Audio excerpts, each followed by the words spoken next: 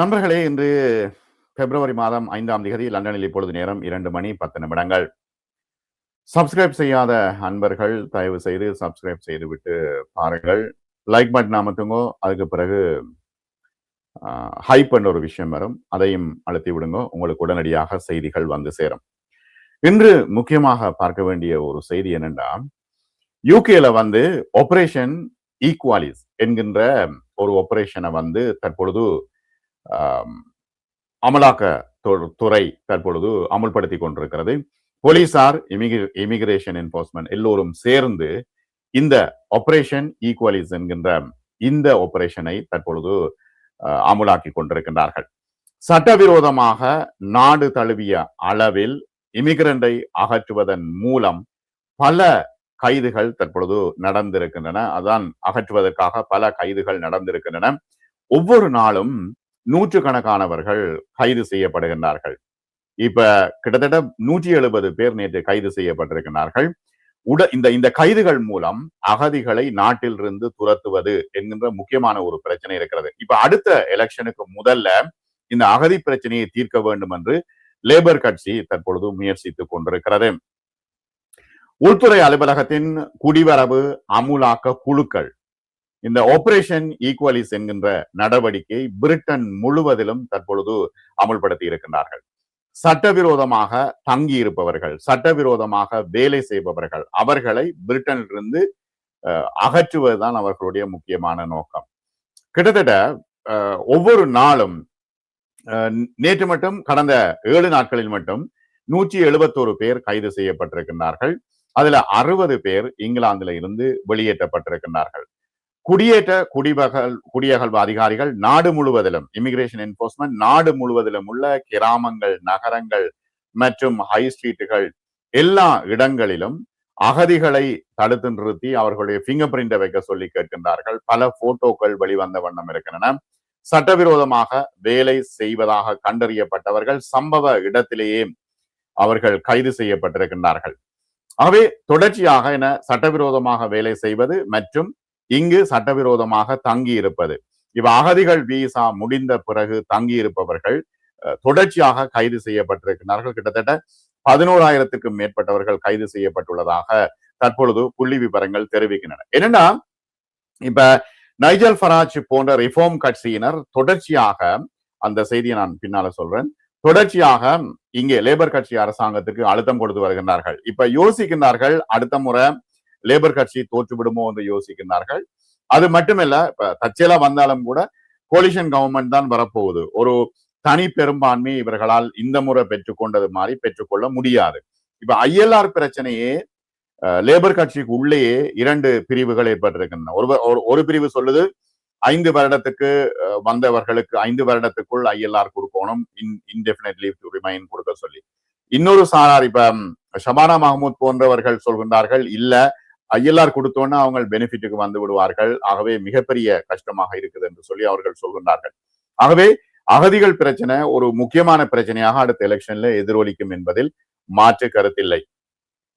கடந்த வாரம் எல்லை பாதுகாப்பு அமைச்சர் அலெக்ஸ் நோரிஸ் என்ன செஞ்சாருன்னா, இந்த just eat, Uber eats, Deliveroo ஆகிய ஆபீஸ்ல போய் சந்திச்சு அவர்களின் தளங்களில் சட்டவிரோதமாக வேலை செய்வதை தடுப்பதற்கும் அவர்கள் எவ்வாறு மேலும் மேலும் வேலை செய்யாமல் இருப்பதை பற்றியும் அவர் விவாதித்திருக்கின்றார்.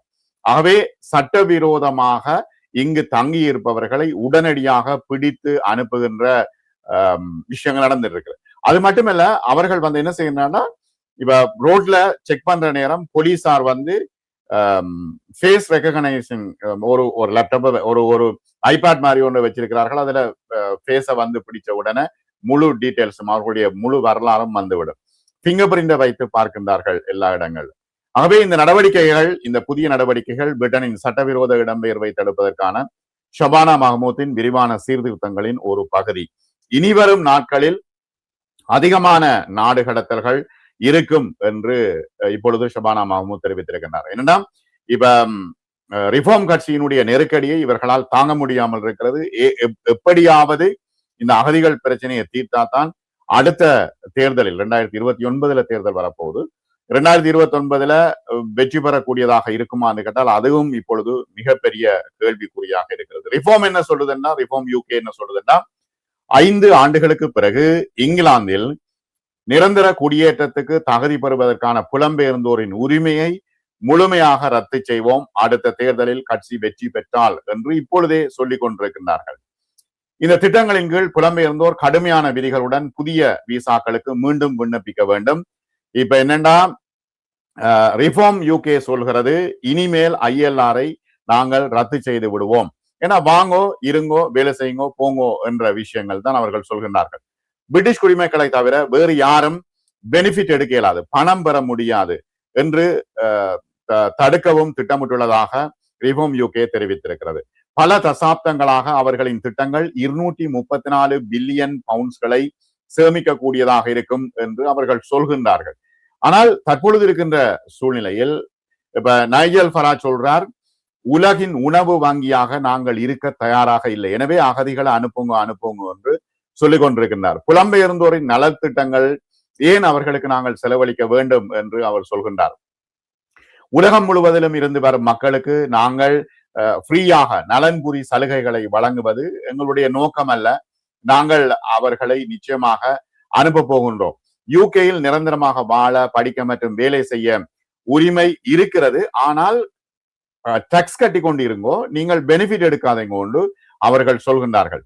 இப்ப ILR ஒவ்வொரு 5 வருடங்களுக்கும் புலம்பெயர்ந்தோரை மீண்டும் விண்ணப்பிக்க கட்டாயப்படுத்தும் விசாக்களுக்கான மாற்றம் இருக்கும் என்று சொல்கிறது. லட்சக்கணக்கான புலம்பெயர்ந்தோர் இங்கு வந்திருக்கின்றார்கள். அதனால் இங்கிலாந்து மிக பெரும் நெருக்கடிக்கு உள்ளாகி இருக்கிறது. 2,13,666 பேர் கடந்த ஜூலை மாதத்தில் வேலை மற்றும் ஓய்வூதிய துறை வெளியிட்ட புள்ளி விவரங்களின்படி யூனிவர்சல் கிரெடிட்டை பெற்றிருக்கின்றார்கள். தனியே 2,13,666 பேர் தான் பெற்றிருக்கின்றார்கள். ஆனால் இது ஒரு பூதாகரமாக காட்டி இவர்கள் வந்து யூகே ரிஃபார்ம் யூகே வந்து இந்த பிரச்சனையை பூதாகரமாக காட்டிக் கொண்டிருக்கிறது. 2021 முதல் இங்கிலாந்துக்கு வந்த லட்சக்கணக்கான புலம்பெயர்ந்தோர் விரைவில் ILR திட்டத்தின் கீழ் நிரந்தர குடியிருப்புக்கு தகுதி பெறுவார்கள், அதனை நிறுத்த வேண்டும் என்று அவர்கள் சொல்கின்றார்கள். எனவே இப்ப லேபர் கட்சிக்கு மிகப்பெரிய ஒரு பிரச்சனையாக இருக்கிறது. ஆக்ஸ்போர்ட் பல்கலைக்கழகத்தில் உள்ள இடம்பெயர்வு ஆய்வகத்தின் தனி மதிப்பீடுகள் 2024 ஆண்டின் இறுதியில் ILR உள்ள ஐரோப்பிய ஒன்றியம் அல்லாத குடிமக்களின் மக்கள் தொகை 4,30,000 இருக்கிறது. ஆக்ஸ்போர்ட் பல்கலைக்கழகத்தின் இடம்பெயர்வு ஆய்வகம் இந்த விஷயத்தை சொல்லி இருக்கிறது. எனவே இப்பொழுது இருக்கின்ற சூழ்நிலையில் யூனிவர்சல் கிரெடிட் எடுப்பதை நிறுத்த வேண்டும் என்கின்ற ஒரு பிரச்சனை தொடர்ச்சியாக அரசாங்கத்திற்கு அழுத்தமாக வந்து கொண்டிருக்கிறது. பிரிட்டிஷ் குடியுரிமை பெற்ற உடனே அவர்கள் வந்து யூனிவர்சல் கிரெடிட்டுக்கு போய்கொண்டிருக்கின்றார்கள். எனவே இது வந்து தடுக்கப்பட வேண்டும் என்ற விஷயம் அவர்களுக்கு மிகப்பெரிய அழுத்தமாக இருக்கிறது. எனவே சட்டவிரோதமாக இங்கே இருப்பவர்கள், சட்டவிரோதமாக வேலை செய்பவர்கள், இவர்களுக்கான அழுத்தத்தை தொடர்ந்து கொடுத்து கொண்டிருக்கின்றார்கள். தொடர்ந்து இப்ப 2024 முதல் இங்கு இருக்க உரிமை இல்லாத கிட்டத்தட்ட 50,000 பேர் நாடு கடத்தப்பட்டிருக்கின்றார்கள். இந்த 12 மாதங்களில் கைதுகள், தண்டனைகள் மற்றும் பறிமுதல்கள் 33% அதிகரித்திருக்கின்றன. இப்ப தொடர்ச்சியாக கைதுகள் நடைபெற்று வருகின்றன. இப்ப ரோட்ல வைத்து நாங்கள் நேரடியாகவே பார்க்கக்கூடியதாக இருக்கிறது. அவர்கள் ஆபரேஷன் ஈக்வாலிஸ் என்ற இந்த அமலாக்க கைதுகளை தொடர்ந்து எல்லோருமே நிறுத்தி, அநேகமானவர்கள் என்ன முகத்தை பார்த்துட்டு நிறுத்துகின்றார்கள். அதான பிரச்சனை. இப்ப வெளிநாட்டுக்காரர் என்றால் நிறுத்தி வைத்து அவர்கள் செக் பண்ணி ஃபிங்கர் பிரிண்ட் எடுக்கிறார்கள், ஃபேஸ் ரெகக்னைசேஷன், அது ஒரு ஐபேட் மாதிரி ஒன்றை பிடிச்சு பார்க்கிறார்கள். ஆகவே இவர்கள் தொடர்ச்சியாக கைது செய்யப்பட்டு நாடு கடத்தப்படுகின்றார்கள். அகதிகளுக்கான எதிர்காலம் இங்கே இருக்கா இல்லையா என்கின்ற ஒரு மிகப்பெரிய பிரச்சனை இருக்கிறது. தொடர்ச்சியான ஒரு நெருக்குதல்களுக்கு அகதிகள் உள்ளாகி கொண்டிருக்கின்றார்கள். மற்றும் ஒரு காணொளியில் சந்திப்போம் நண்பர்களே.